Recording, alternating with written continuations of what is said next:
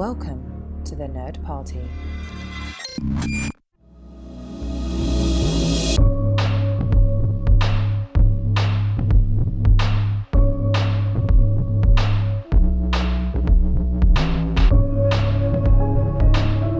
Welcome back to House of Scott, the latest chapter in the Houselights saga, where we are looking at the historical works of Ridley Scott in historical order, not release order, but in actual historical chronological order here on Houselights. I am your host, John Mills, along with my friends, my fellow hosts, Darren Moser and Tristan Riddell. I'm so happy that we're here to talk about Gladiator. This is the first film in a while that I've truly been looking forward to discussing on this show. Okay? So you've toughed it out with us for the last you know month. what? Gladiator was like that golden sepia-hued poster I was reaching toward as we worked through the burbs. I was heading toward Gladiator, and I knew I was on my way. So here we are. Darren, how are you? Are you looking forward to delving into this incredibly what I presume to be very accurate depiction of Roman history here with Ridley Scott's Gladiator? Yes. Wasn't it stated that Scott, put historical, the experts in the Colosseum if they disagreed with him? I thought I heard that. No, I'm just kidding. Yes. I mean, hey, at the end of the day, it's all about telling a story. And I want to talk about CGI faces because that's what this movie makes me think of. So that's true. CGI faces. But Tristan, I got to ask you, are you looking forward to talking about Gladiator strictly because you have been spending years now trying to find a way to work into it, a read of it as a Robin Hood prequel? Is that in fact how you're looking at the movie today? Wait, what? Russell Crowe was in Robin Hood. Are you saying that he's reincarnated as Robin Hood? Well, there was a sequel to Gladiator that was being discussed where Maximus would be resurrected. So obviously, A to B to C, obviously he becomes Robin Hood. It's really funny that you bring that up because next week I was going to be talking about how the writer of Kingdom of Heaven wanted the sequel to Kingdom of Heaven to be Robin Hood, where Balian, played by Orlando, I almost said Orlando Jones. Totally different Orlando. Movie. Yeah. What's his name? Orlando Bloom. Bloom. Thank you. Jeez. Where Orlando Bloom goes to England and becomes Robin Hood. Like that was his. I'd watch his thing. So that's why you kind of threw me off guard. I was just like, wait, is he confusing the behind the scenes information a little bit? But that's neither here nor there. We'll talk about that next week. And that's what makes the Nerd Party shows so special, is we can accidentally blunder into incredibly accurate jokes just when we're riffing. So go to thenerdparty.com, check out all of the shows that are there. Find us on social media at Join Nerd Party on Twitter. You can find the Nerd Party on Facebook and Instagram. And Darren, where can people find you online?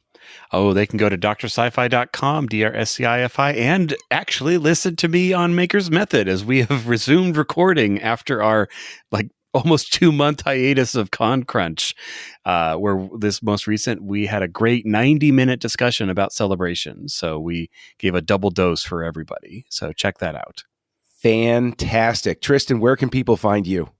You can find me on this website at thenerdparty.com by clicking the host tab and finding me, Tristan Riddell, there. That links to all my stuff, but you can just look for the Insane Robin on Twitter and on Letterboxd. That's the best place to find me. And of course, I am Kessel Junkie anywhere that you want to find me. And good luck to you in doing that. Or listen to Aggressive Negotiations, a Star Wars podcast here on the Nerd Party. So inevitable question, necessary question, mandatory question. Every single time we cover one of these types of movies, who saw it, when, where, and why? We'll start off with you, Darren. Did you encounter this almost 3-hour epic in the movie theater, or was this an at-home rental for you when you first saw it? No, I mean, it feels like very rare that we actually pick a movie that I've seen in theaters. But no, I did see this in theaters, rounding around 2000. I was in high school at the time, and everybody was talking about Gladiator. It was, it's got action, it's got blood, and Rome. What's not to love, really? No, but I definitely enjoyed seeing this. Probably saw it at least twice Even though it is long, it's just that kind of movie where back in 2000, guys, movie tickets weren't nearly as atrociously priced as they are nowadays. So catching it twice wasn't, giving up your Starbucks coffee. It really wasn't that bad. That's true. If you just got the ticket and you didn't even get any concessions, movies were the way to go. Absolutely. Because that was just the cheapest way to burn some time, especially in the summer when you're trying to escape the heat and everything. 3 hours of air conditioning. That's what it was. That's what you were really buying. There you go. And so Tristan, what did you encounter this in the movie theater with your dad plugging your eyes and ears whenever the bad parts came up, or did you wait for video? No, I saw this in the theater. It's actually funny that you bring up my dad, because what happened was, because I was 13 going on 14 when this came out. I can't remember exactly when it came out. In 2000.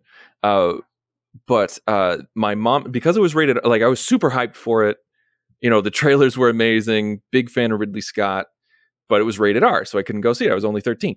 And my parents went to go see it. And when they got back, they said, "Tristan, this was an amazing movie. We're going to take you tomorrow." Wow. And I was like, "But it's rated R. Is it really bad?" They're like, "It's really not that bad. It's really not that bad. It's rated R, but a lot of the violence is implied. They do a lot of cutaways from the violence. It could be a whole lot worse. We're taking you. It's amazing." I don't remember any other time that they did this, but they went they did what they promised, and they took me the very next night. The three of us watched it. And I was absolutely enamored. And all three of us were just walking out on a high. And in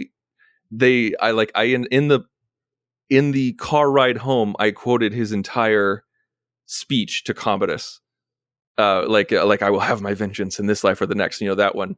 And my parents were just like, "You saw that once. Okay. And now you haven't memorized." It was just the entire movie was burned in my brain, and I've been obsessed ever since. And that was actually the movie where I said, I want to work for Ridley Scott. I want to make movies. And it was one of the first DVDs I ever owned, because I think we got a DVD player at the tail end of 99.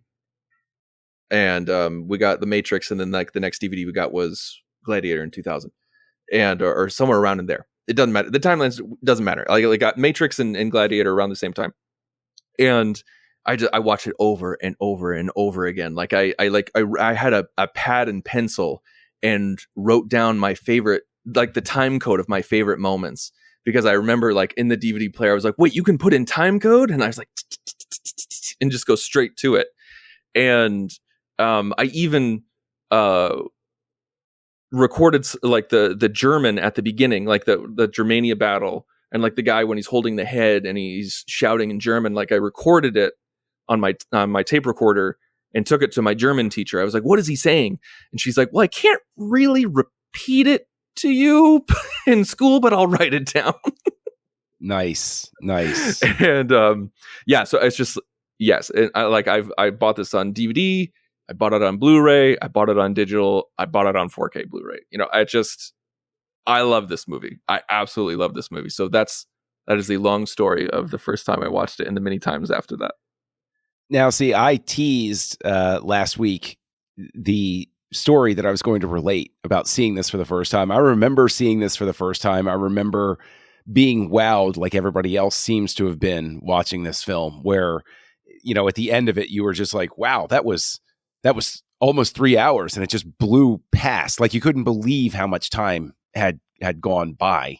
And, and everybody was in love with Russell Crowe after the movie. I remembered him. I was the guy who was like, LA Confidential. I remember him from Virtuosity with Denzel Washington. Where have you been? Right. And it's one of those sorts of things where I was like, I've always been big on this guy. I love that he's, I love a good Virtuosity reference.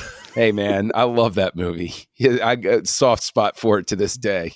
I'm not to get too off track, but the quote from his character where he's just like, It's like, just because I want to kill you and your family doesn't mean we still can't be friends. You know, like, Yes, that's just, I remember it. I sticks in remember my it. brain. Yep.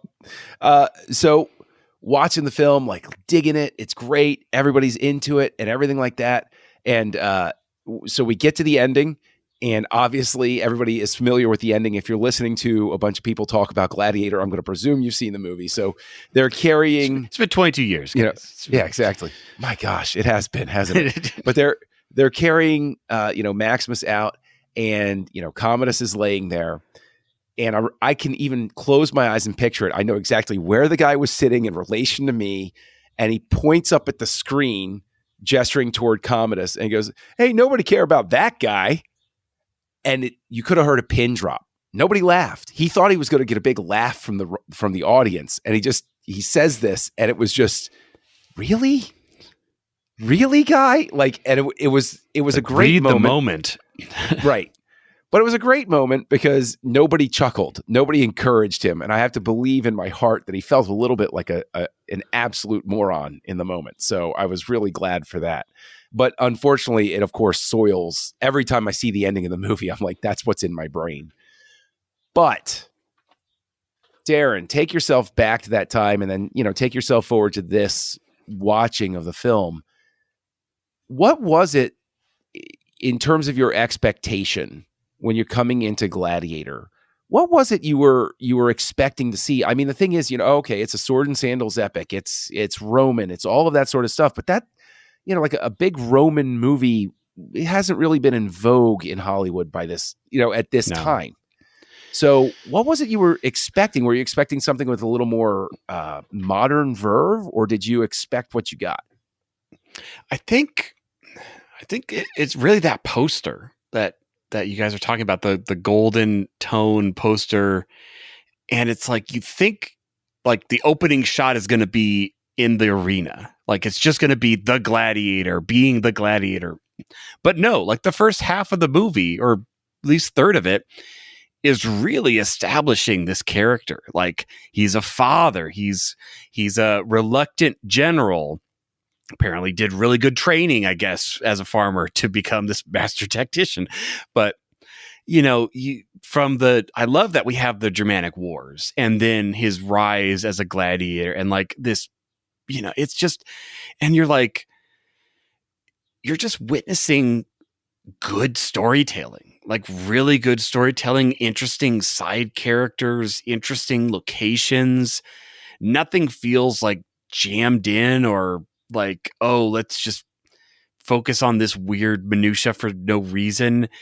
And I know they had like a lot of like, not drafts, but just like it took quite a bit to bake this movie into what we ended up getting. But no, they had crazy amount of drafts. You're right. Yeah. But I think that's the thing, though, is I was just expecting, only the arena. Because, again, you don't know. It's not like, oh, this year's Gladiator film. Well, we all know what those are like. Like, it's expectations. I'm not saying they were low. I'm just saying they were simplistic. And instead, I got this Ridley Scott epic, which it's like, how can that not satisfy? Yeah, no, I think that is extremely accurate. That's extremely true, and it is interesting because it takes its time, and I can't help, and Tristan, I want to get your own take on this, but I can't help but look at it now and think to myself, if this were made today, I don't even want to think about that. It'd be so bad.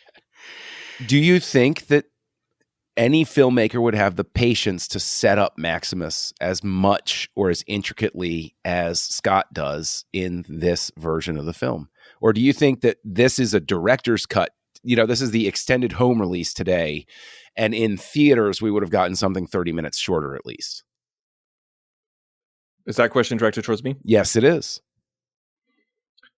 I would like to imagine a world, even today, where, yes, we would get character build up like that. I think when I think about, I've been watching a lot of prestige TV lately, and there's been a lot of times when I'm like, wow, that episode was really long. Didn't need to be that long. Could have been compressed. Could have been really compressed. but that's television, like that's modern streaming television, where I feel like there's a lot of people who are like, we don't have a time limit, so let's just be lazy in our editing. But in movies, there's always that force to get down in time, to get below 2 hours, or at least there was. But I think with the modern superhero era, like there's like, name a Marvel movie besides the third Thor movie that was under 2 hours. And I think I would like to think that if we got a prestige director, one of the directors that we have, maybe talked about in the early days, I think, yes, long story short, yes, I do believe that we would still get that kind of characterization at the beginning. Maybe not as much, but I don't think it would be right to slavery, I don't think it would be that. I think we would get that buildup. Okay. I mean, I do think that what we've seen lately with, say, the Batman, and that getting indulged to his full 3 hours, I think that the pendulum has swung back. I think now, yes. I think 5 to 7 years ago, no, this would have been trimmed, and they would have said, we'll just give the extended cut on the DVD. Perfect amount of years given. Absolutely. 5-7 years ago wouldn't have happened. Today, yes. But I think that one of the things that makes it work so much because of its, because of, however, the runtime is handled extremely well with the editing. I think a large part of that, naturally, isn't, Scott gets all of the praise, but his editor on this was Pietro Scalia, who I think is a fantastic editor. Darren, coming at it fresh this time, how many years has it been? And did this drag for you at all in comparison? Like, you've seen this before. Is this one of those things where you sat down and you were like, this is a little bit longer than I remember? Or did it still have that same zip? It's been a while since I watched it. Probably not since college or so, when I roomed with a bunch of film majors, so we probably watched it like every Thursday. Who knows? But so like, I was watching it to like actually rewatch it. Like, I was like, okay, I know he ends up as a gladiator, and I know there's like the Germanic Wars, but I could not remember any plot beats from my memory. So it was like, okay, here we go, almost fresh eyes.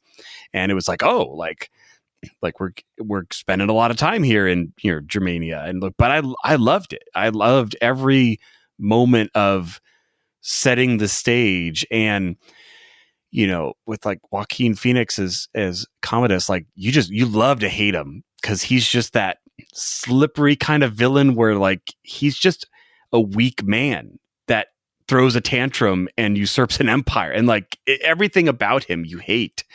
That, and he's the opposite of Maximus, who is like everything that you want in a leader. The reluctant leader that doesn't want to serve but is called to serve. Those are the best heroes. I would not.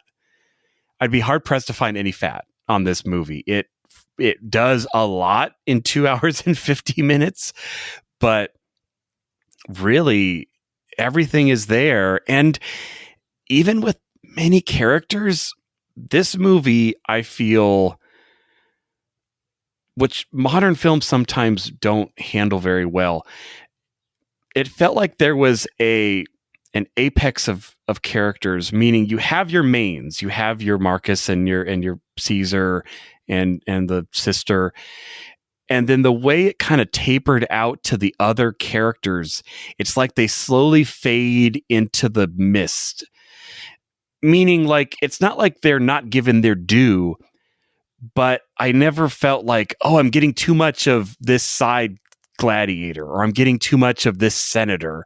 Like, when they're on screen, and when they're off screen, it's like we're so focused on the driving force of the story that it. And I kind of compare that to modern movies, where sometimes, as we've kind of really been in, like, I wouldn't say this is an ensemble movie, even though there's tons of cast and tons of characters. It's really, the main five. You could probably pick out like the main five actors, actresses in this movie.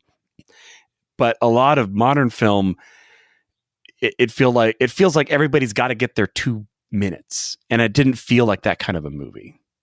Mm-hmm. Mm-hmm. Yeah, very, very organic. Everybody seemed to relate to each other and actually have a natural relationship, which, is difficult to juggle in the best of circumstances. But when you're dealing with an epic that covers many years and very focused revenge plot about, wrongs in the past and everything. But Tristan, same question to you, because we joke back and forth all the time about the editing and stuff like that.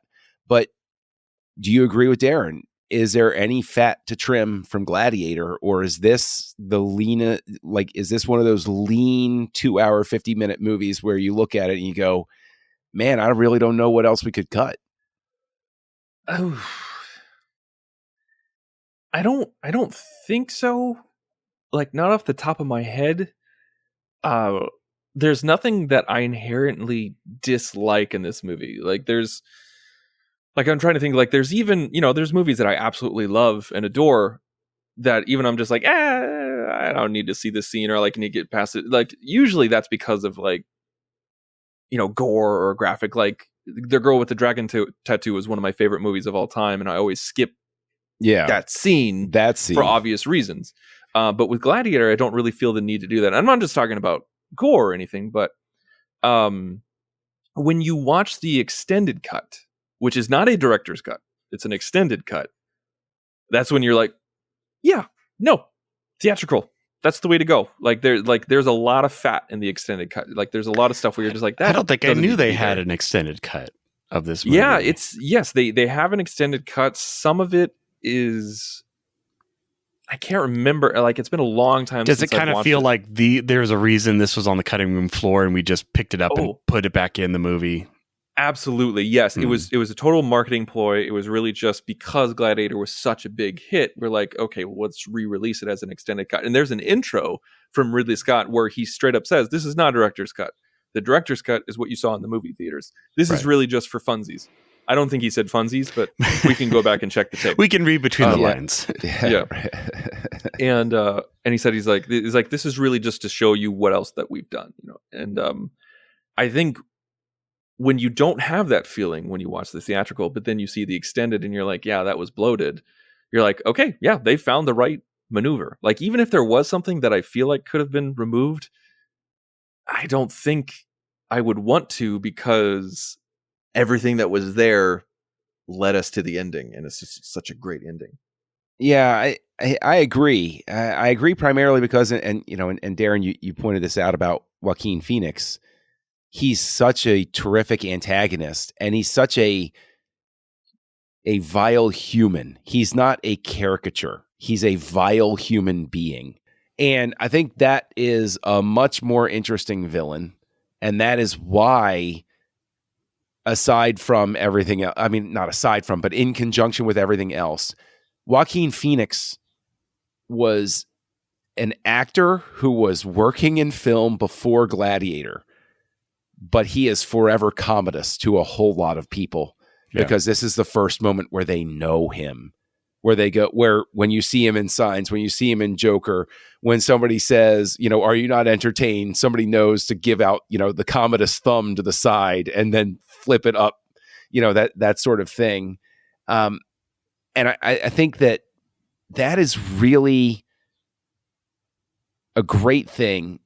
If I'm going to pick at something in this movie, it doesn't have to do with the runtime or how lean it is or anything like that. It uses a trick at certain moments that I personally don't care for. And I have always termed it unnecessary slow motion, where in a battle scene, all of a sudden it does that sort of pseudo slow motion, camera gets a little jerkier sort of thing. It's a slow shutter speed. Yeah. But that's just what I call it, is unnecessary slow motion. It's just what I call it. Yeah, filmed at normal speed, or filmed, right. And it gets under my skin. I'm not alone on that, right? Somebody else has a problem with that. Right? I'm alone in that. Yeah, I like the slow shutter speed. It can be done untastefully, but I think it was done for effect well here.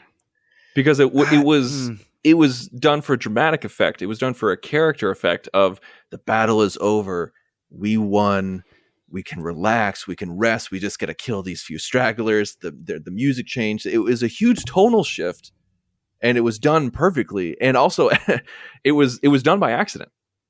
Oh, really? Well, I shouldn't say accident. Well, it was unintentionally. Thank you. It was unintentional, but yet they ran with it, because what happened is that they shot the Germania battle for 20 days straight. Oh my God. Like, that's how long it took. Yeah. And they filmed it all chronologically. They filmed a whole movie chronologically. And there was one day went particularly long, and they had the camera settings for when there was appropriate light, but then they lost the light. And so the slow shutter speed, like, they started having trails, and Scott was like, we can't reshoot this. Like, we can't reshoot that scene. Like, we got to get going. And so the next day they readjusted the camera settings for that slow shutter speed and just made it into a theme. Like, they made it a part of the movie to change it thematically for the tonal shift that was just going to be supported by music at that point. And I'm glad that happened, because I thought it was great. But John, to each his own. Listen, it's just one of those things where visually I've just never cared for it. It's not something where I'm sitting there and I'm like standing up in disgust, throwing my popcorn down. I can't believe they did that. But it's one of those things where it's like, I don't really care for it. But hey, that's me. But carrying forward to other visual sorts of things, there's a very, very ambitious thing that you mentioned earlier, Darren, that I was looking for this time. And you talked about the digital face replacement, because one of the actors unfortunately died. The guy who played Proximo died of a heart attack. Oliver Reed, before filming was done, and they digitally created him. So this becomes sort of a huge breakthrough in those terms, right? Because we've had we've had Jar Jar by this point. Gollum's in the mix now. But this is a human being that they're replacing. Well, and we had done, like, there's one face replacement in Jurassic Park where Lex, the little girl, was being performed by a stunt double when they fall out of the ceiling, and unfortunately the stunt double looked straight up at the camera, and they do a match kind of replacement effect. But this was like, this was like Obi-Wan continuing the and performance. Qui-Gon, when they did a jump in Phantom Menace, they put their faces on their stunt doubles too, and that was in '99. Yeah. But I think, like you said, John, this was more like, and they would kind of describe it as such, as continuing his performance. Like, there was major stuff that wasn't shot, so it's like body doubles and clever over the shoulder tricks, and it's. But honestly, I mean, I think except for, I always felt the one shot where he's kind of like full faced in the window, like in the back, like that's kind of a fairly telling shot. But for the most part, if you ask me, like, where is it really him and where is it composited, they did a marvelous job of weaving that in. And you know what? I actually have to correct myself too. I mean, I would say that what it is the fact that they did it so well is the big moment here, because we even talked about The Crow, and that's all the way back in '93, where they had to do a replacement for Brandon Lee, but that was, face mapped over stunt double, flashing lights sort of stuff, misdirection. There's enough, I think, full on sort of stuff where if Gladiator came out in 1990 and the actor died, they are rewriting the script because they can't possibly hope to do what they do here. And so I think that's really, I guess, sort of the arrival point sort of thing. But Tristan, did it stand out to you, knowing to look for it this time, or the other times that you watched it? Does it ever take you out of the moment to say, there's the double, there's the double? Yes. Unfortunately, like, when I first saw it, no clue, no idea, because I was just enamored by the ride. Watching it on DVD, didn't really think about it until I saw the special features where they talked about it, and I was like, oh, that's really interesting. And it's in SD, it's in standard definition, and so it hides the sins a little bit better. But when I got it on Blu-ray and I knew to look for it, I was just like, ooh, okay, yeah, like that's really there. And like I'm not trying to take away anything from it, because they, like they were doing this with one hand tied behind their back. They were being very innovative in the ways that they did it. It was the year 2000. Obviously it'd be done differently now. But just as someone in 2022 looking back on it, you're just like, oh, right. Okay. So like when he gives them the keys, it's clearly, a motion tracked face applied to somebody else, and it's super dark on purpose. And when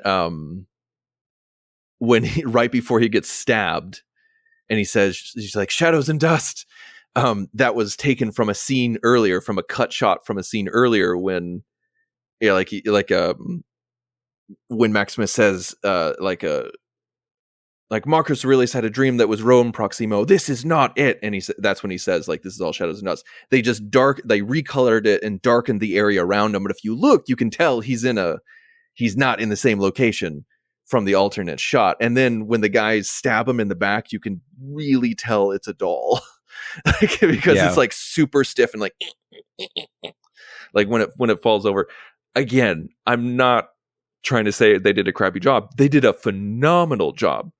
But once it's pointed out and you're in 4K and at home watching it 22 years later, yes, it really sticks out. But in the, like, they did their job. When you watched it in the theater, you had no idea. Yeah, I think it's definitely an effect where you look at it for its time as opposed to the remaining, enduring. But that leads me, Darren, to the depictions of Rome, which they recreate the city as best they can in terms of historical accuracy. Do you feel that those landscape shots, those background shots, hold up overall? And we can of course look the other way for ones that would have been painted backdrops, no matter what time of filmmaking we're talking about. But do you think that the Rome shots work? I think they do, because it's like we see them, but then we're back in the Colosseum. Like they put their money where it's needed. Like the Colosseum. I think I heard like there's really like 3 locations they shot this movie in. You have, the Germanic forest, you have Malta, and then you have Rome. And it's just, it's interesting because I'm trying to think around this time, and, okay, so you have like 99, 98 production on this kind of a movie, which is kind of also around the time that Lord of the Rings is being produced, because that came out in 2001. So obviously different continent, different crew, but it almost made me wonder, like, what would Weta do if they were creating Rome? And I would look amazing. I'm sure it would look even better. But I think it's passable for what they need. This movie isn't about sweeping vistas and giant shots of Rome. It's about under the floor of the Colosseum. And that's where they spend their time. Yeah. But I do want to see Weta make Rome. I think that would be amazing. There was really only one shot that just gets me every single time, where I'm like, ugh. Like that is not your A game. Even in 2000, it's when it's later in the movie and we see Joaquin Phoenix's Commodus. Yep. And he looks a little dejected, and there's like a sunset behind him. Yes. It looks just fake as hell. Like you have this entire movie with like grade A special effects, even though Roger Ebert said it had Roger Ebert did not like this movie. He said it had horrible effects. It was like the characters were morose and dull. It was looking muddy and fuzzy. He was real bitter about this movie for some reason. But I thought it had fantastic special effects and a fantastic Rome. But that one shot is just garbage, and it takes me out every single time. I know the specific shot you're talking about, and I would offer that it's because they needed to adjust the lighting on Joaquin Phoenix, because he's almost like this almost like he's got a pale greenish light on him, but it's golden behind him. And it's like, well, that lighting doesn't even make sense for him right now. Like everything should be in this. And the thing is, they then cut to another shot where he's in profile walking us. And I'm like, okay, the lighting's right here. I'm like, why isn't the lighting right on the other thing? Like, it didn't make any sense whatsoever. It's like, it felt like an insert. Like they shot it in a studio like months later and then popped it in, which it just doesn't make sense. Yeah, it was very odd. It was very odd. But what was not odd was how much everybody fell in love with Hans Zimmer's music in this film. And he sort of freely takes from Holst's Mars, the Bringer of War at certain points. Yeah, I was listening and I'm like, is this just straight up Mars? I'm like, it's like 98% Mars in there. He changes a couple of notes to get away with it. Look, they dismissed the lawsuit because that lawsuit was real. Yeah. Oh, really? But who would that be against? Like the heirs of Gustav? Like who would Possibly, you? Yeah, whoever owns that. Yeah. Whoever owns the the tapes. Look, all I remember of is Mars is used in two places in cinema history. It is used in Gladiator and is used in the trailer for X2, and that the glory. Also used in the trailer for the THX release of the Star Wars trilogy in the 1990s. Really? Oh, wow. Where they said this is going to be your last chance to own the original version of Star Wars, and nobody quite understood that they literally meant that back in 1995. So, but Zimmer's score, people fall in love with it. That's still used in trailer clips here and there. It was used in trailers forever. Yeah, but decades. Zimmer is supported by Lisa Gerard. I believe I'm pronouncing her last name right, who provides some fantastic vocals. And everyone thought it was Enya. Yeah, they did. Poor woman. But in terms of the score, Tristan, I'll kick it to you first. Is this one of Zimmer's all-time greats, or do you think that this is Zimmer provided just the right sort of feel and gets away with it sort of thing? Or do you think that this score without those vocals from Gerard isn't quite the same? No, it's I think definitely when you think about Gladiator and you think about the music, but the vocals and the music are absolutely intrinsic to one another. Like you can't have one without the other with your memory of this movie. Like this is that distinct sound put together is iconic.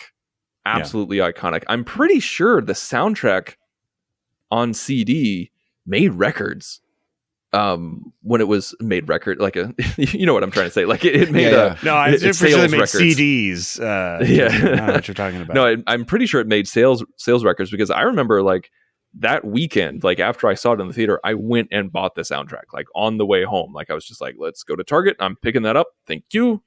And yeah, I listened to that on loop. Like whenever I oftentimes when I would sit down and read, I would put that soundtrack on. It's a beautiful score. It's gorgeous. It's iconic. It's used in trailers for decades for a reason. Absolutely. Yeah, it went platinum. It sold 540,000 copies in America. Dang, that's a lot. Just in America. Just in America. Well, one of the tracks, I think it's the one "Now We Are Free," is I think the real tearjerker of it. And it plays at the end. And there, for anybody who grew up in the DC metro area, who was around when the safety Sean Taylor was unfortunately killed by a bunch of people robbing his home, when they did a tribute to him, when the team did a tribute to him, they played "Now We Are Free" over it. And I just remember that, like, that got everybody at home and in the stadium, like everybody's weeping openly.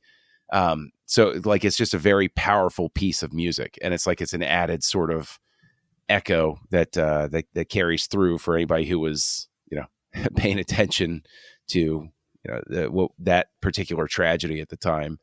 But I gotta say that particular piece of music, I think that this, I'm going to put this out there, and Darren, I'll let you speak to it first if you want. I think that Gladiator is a very good, entertaining, even excellent film, but that very precise ending is what seals the deal. No matter whether you're in love with it up to that point or whether you're in like with it up to that point, it's that specific piece of music, I think, is the one that just absolutely sells it to the audience at the end and pushes it across the line. Do you agree with that? Or do you think that it's just that that's the natural payoff and I'm making too much of it? It kind of makes me think of May It Be from the end of the first Lord of the Rings movie, which was kind of like an exhale. Like, this movie's been such a ride, and you kind of need to come back down because the climax happens so close to the end of the movie, and but then it's done. It's like it's over, and so you just need to kind of like take a breath, and it's that kind of a song. Tristan? I think it nails it home. I think it's a great moment. It's an earned moment. It's done well visually. It's done well, with the words, how it was written, how it was acted. I think if you had a different music, it would still be a powerful ending. But as I said earlier, it's intrinsic. It's iconic. It serves, both of them serve each other. And yeah, it really, if you weren't crying yet, once the music kicked in, you had some man tears. I absolutely agree. And the thing is, here we are with I'm going to offer one final thing, and Tristan, to you first. I'll offer this take. Is it possible that Gladiator winds up echoing and into eternity? Yes, echoing into sorry. Do you think that it rides an echo that is set up for it by Braveheart a few years previous, where that was a similar sort of like big epic, it's okay to cry at the end, rah rah, sort of like, yes, 3 hour epics, yeah, sign me up for them. Do you think that Gladiator is the beneficiary of that? Do you think that the audiences were prepped for it thanks to Braveheart? Or do you think that this is one of those ones where the two experiences are different enough? Well, I don't know. I say yes. I think they're two very different movies with two very different feelings. Mm-hmm. But the structure, the drama, the epicness of it, the scope is very similar. And I think, I absolutely think, even though the concept of Gladiator, I think was prior to Braveheart, but that was a completely different movie and a completely different script. So I can't even really say that. Like, it prepped audiences. Braveheart was such a wild success. So many Oscars. Swept the Oscars. Everybody loved it. Everybody had that double VHS set of Braveheart. Yeah. And yep. I think the tone and the length and the scope definitely of Gladiator benefited from Braveheart. Absolutely. So Darren, just as because you are a maker, because you are somebody who makes things and knows what goes into making things, honestly want to know what you thought of the props in this. Do you think that, because sometimes when they fabricate props, you can look at them and you're kind of like, okay, that's a little foam rubbery, that was made of wood and it's supposed to be metal. Do you think that they pull it off? Does this all look authentic to you? Is this the sort of thing where you look at it and you say, oh yeah, okay, cool, I dig that. That looks real. Yeah, I'd say so. I mean, I don't think Ridley Scott was caring about accuracy as much. Like, not that, not in a bad way, but just, I mean, sometimes, when they're all getting like picking their random, helmet and whatever. I'm like, these all feel like you raided the costume closet. Like they don't honestly all feel like they're from the same era, like they would be in existence together. But you know what? It's got a Romanish sword and he rides a horse and kills people, and it all works. The on-set historian quit. Yeah, I was gonna say, I'm not surprised because Ridley Scott was taking so many creative licenses. He just got so frustrated. He's like, I can't be a part of this. And the one who took his place asked to not be credited. So it will do me more damage to be known for this movie than not. Yeah. Yowza. Now, John, one thing I want to talk about. Yeah, please. Is like you talked about, like the ending, because we all know the ending. It's a great ending, and how the music is just really helps bring it home. There were so many powerful moments in this movie, and I kind of want to talk about that. Like, I want to talk about what you guys felt was one of the most powerful moments for you guys, besides the ending, because that's too easy. It doesn't have to be emotional, but it can be, it could be the battle, like the chariot battle where the gladiators work together. It could be something like that. But for me, it's Maximus trying to race home, and he gets there and he finds his wife and son crucified, and we only see their feet, and that's all we need to see. And he's limping towards their burnt and crucified bodies. And originally it was just supposed to be planned that Maximus would just have one of those like, oh, one or two tears rolling down the face. But Scott and Crowe both agreed, no, this like just describe the scene. Like you're a husband and father who witnesses this. You're not just going to have one tear that goes down your cheek. And so he went all out emotion wise. And I feel like there's very few times in movies where I see like someone go all out emotionally. I'm like, you could have toned that down a little bit. Like actors love to chew the scenery. This was not one of those times. And then when he falls down and we have that slow dissolve to the bodies being in the ground, and it's such an impactful moment. And it's just one of those where like you didn't need to see their bodies. You didn't need to see him burying them. All you needed to see was his expression and his exhaustion and his pain and him kissing his wife's feet. It's just, I'm getting worked up just talking about it right now.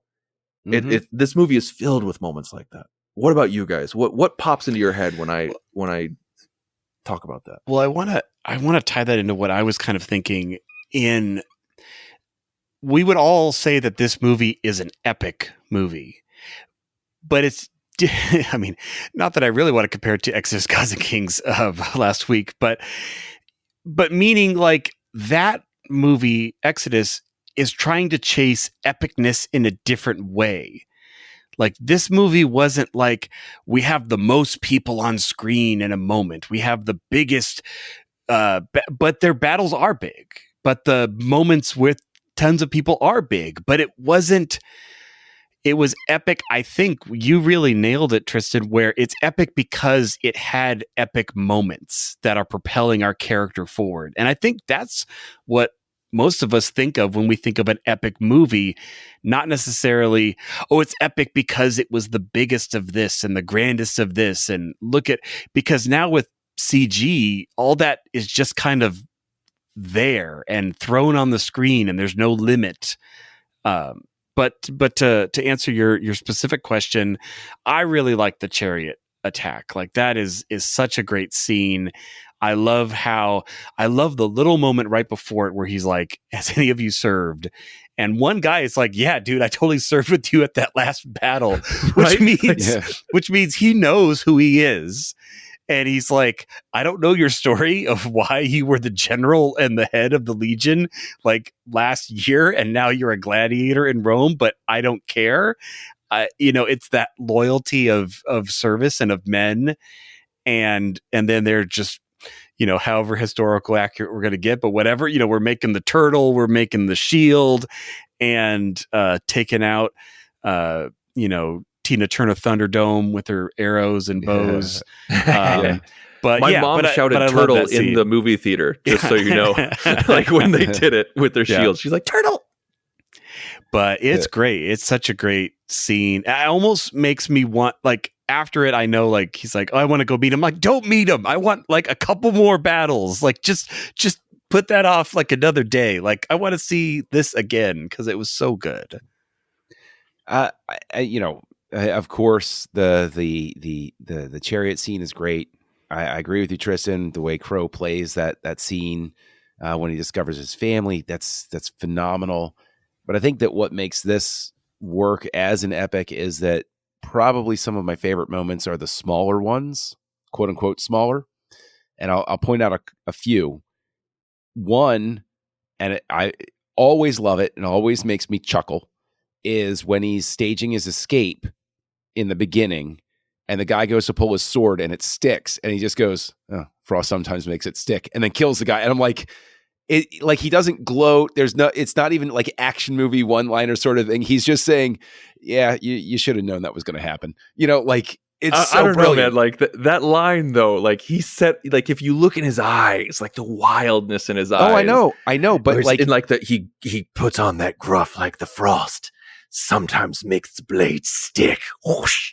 Yeah, but the thing Beautiful. is, it's not that gloaty sort of thing. Like, he's literally just like, bro, you should have known this. Wait, You're right. You're right. Oh, wait, are we comparing this to Iron Man 1 when Iron Man's talking to Obadiah Stane and says, how'd you fix the freezing issue? And he's like, what freezing? Ah! Yeah. Same thing. My dad got like surround sound really early on, like before anybody really had surround sound. He found a way to. He had it, and then when people would come over, I would put Gladiator in and put in that scene, because when he hides behind a tree and then throws his sword at someone, like the sword sound goes right past your head with the surround. It's beautiful. It's like this was one of the first DVDs to have DTS. Anyways, sorry, continue, please. Oh no, this is the great More thing. scenes, Like, more scenes. This is the great thing when his servant is, as the bait for him. He says Maximus, and the horse takes off, and Maximus doesn't run. He goes over, and his instinct is to go to try to save the guy, right? Like he's running over trying to lift him up out of even though he knows like there's just no escape sort of thing. I love, and he loses it when the arrows go into him. Like you see him lose it. It's not just like it's now. Yeah. I love when Commodus, is having that conversation with him before the final fight, and he gives him the hug, and he sticks him with the poison blade, and it's just like the pen of death. Yeah. And even Derek Jacobi is such an overlooked gem in this film, and just the scene where they show up to arrest him, and he's just his body language is like, okay, all right, well, this is what we're doing now. Like he's so at great. peace with it. It's just like, all right, that's fine. But I think there are so many of those little hits that go through, and Connie Nielsen gets a lot of those great little hits too. She does such a great job when she comes in and she discovers Commodus talking with her son. And she's you just see that petrified. Usually that wave of horror come over like her face. You're finding a viper coiled around your child, and you're just like, yep. I'm like, how do I get out of this moment with both of us alive? Yeah, for sure. So yeah, I think it's those little moments are what just really sing in this thing. That moment that you talk about with Commodus, like stabbing Maximus in the back, that was the clip that they show. Well, actually, his whole speech about him, he's like striking story, like that speech. Like that was the speech that they showed at the Oscars when they said Joaquin Phoenix nominated for Best Supporting Actor. And then they showed Benicio del Toro's clip. You could barely understand him. He was just standing there leaning up against a car, I think. And it was just like,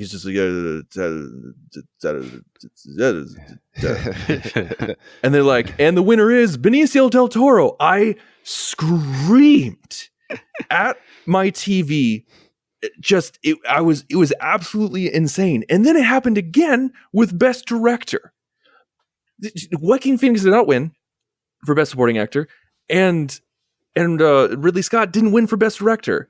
And that was the first time in 51 years that a movie that won for Best Picture, the director didn't get an Oscar, the Best Directing Oscar for the Best Picture winner. I like at that was when I was like, that's when I was done with the Oscars. Look, forgive me. I know I'm not trying to get into controversial territory, but the fact that Ellen Burstyn didn't win for Requiem for a Dream that year kind of blows my mind, but that's okay. No. Like I didn't mention it because it wasn't related to the film, but that was the other moment where I was just like, the Oscars mean nothing. So for 22 years, I have had the knowledge of knowing that the Oscars mean absolutely nothing, because Ellen Burstyn was just mind-blowing in Requiem for a Dream. Like, I can't handle it. How great. Just yes.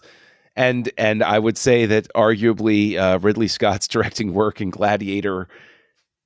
Look, I love Steven Soderbergh. I think he's a terrific director, but Gladiator is an epic that it's basically like a modern version of the old-timey Hollywood epics from Cecil B. DeMille that everybody talks about. 50 years later, people are going to be talking about Gladiator in another 20 years. This is going to be one of those ones that sticks around. So it's always one of those things where it's like, I don't understand that specific disconnect myself. Maybe so if Gladiator came out today, it could win the People's Choice Oscar or whatever they call it nowadays. What are the pop culture Oscar? I or don't the even know. Best fan moment. It's been a couple years since I've watched the Oscars. I'll say that. So it's, it's what can you do? What can you do? But honestly, I think that it's time now for us to deliver our final verdicts, our thumbs up, thumbs down. I don't think anybody's given a thumbs down to Gladiator,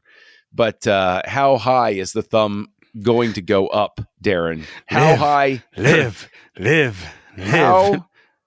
How many wrecked chariots are you going to give Gladiator out of 5? Yeah, those things are booking. So apparently it's they can't drive.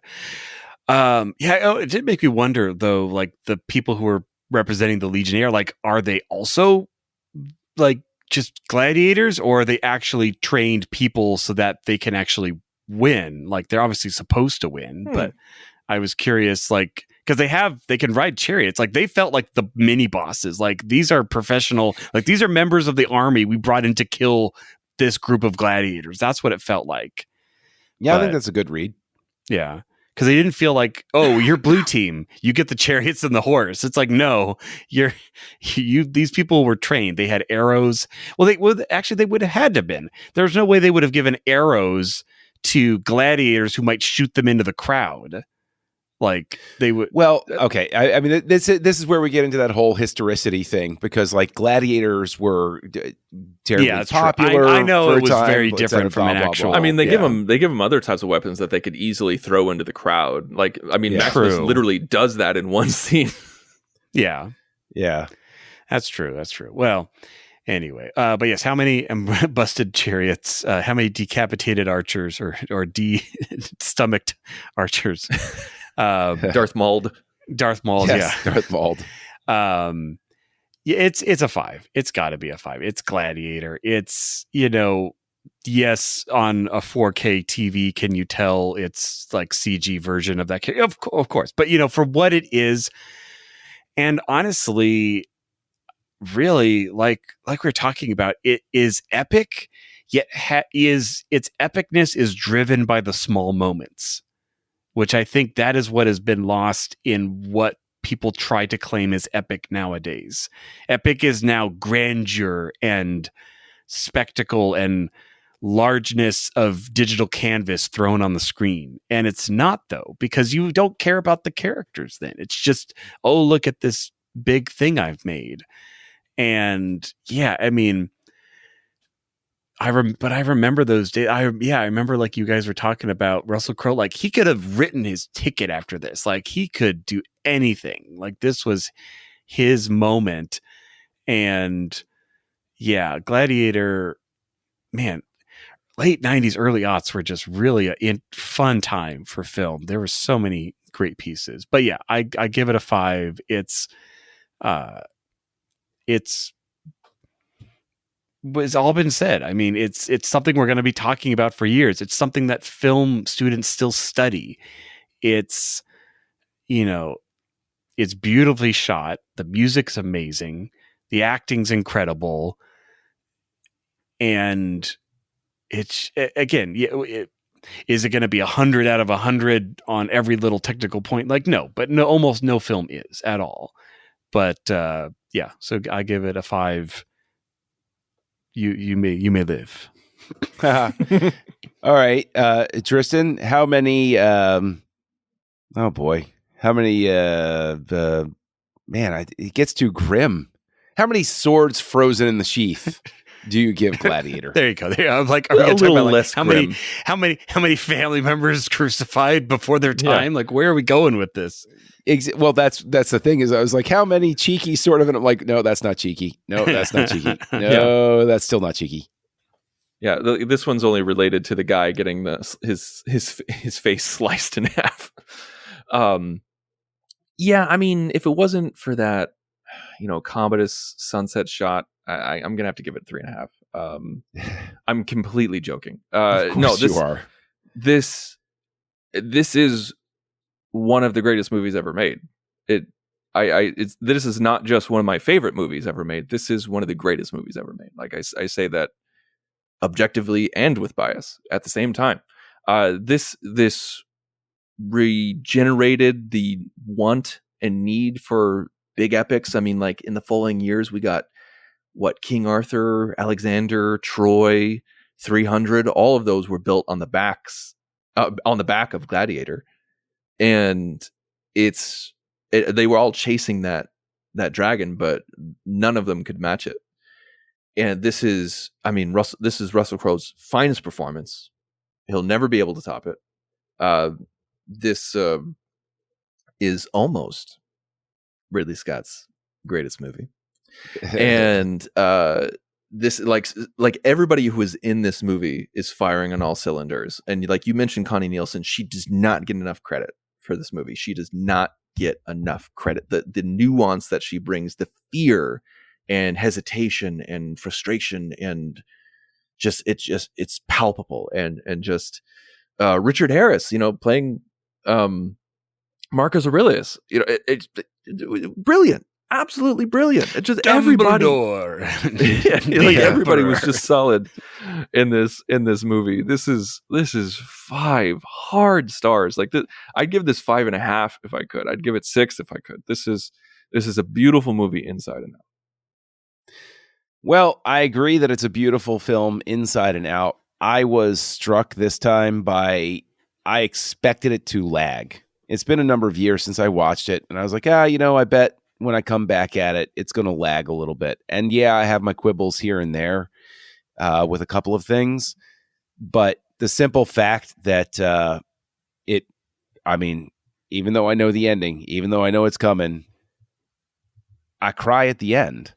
And it's like, if you can get me to that spot, and I've had somebody actually belittle that in the past where they're like, oh, come on, you see a puppy, you cry. It's not a big deal to make. I'm like, no, the fact that I care so much about a fictional character whose fate I've watched previously, have that happen to them again, to the point where I feel sadness and I feel catharsis at the end. I'm like, that's the whole freaking point of drama, is to get that out of me. And if the film does it, then mission accomplished. And yeah, I'm going to give it a 5. I toyed with giving it less than 5, but in all honesty, that's because I've got that lizard brain reaction that everybody else does, where it's like, well, I can't just give out a 5-star. Yeah, I can. It's a 5-star movie. It's a fantastic your job, film. John, is to give it 5 stars. Why couldn't you give it out?